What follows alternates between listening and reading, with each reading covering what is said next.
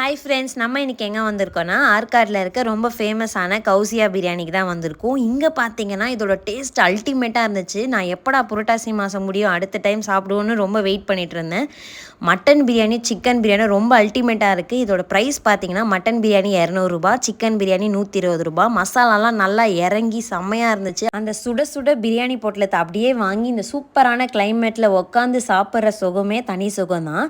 இந்த கடை பார்த்தீங்கன்னா மார்னிங் 10 o'clock 1 o'clock வரைக்கும் தான். நீங்கள் அதுக்கப்புறம் போனீங்கன்னா உங்களுக்கு பிரியாணி கிடைக்காது, ஏன்னா அவ்வளோ கூட்டம் இருக்கும்.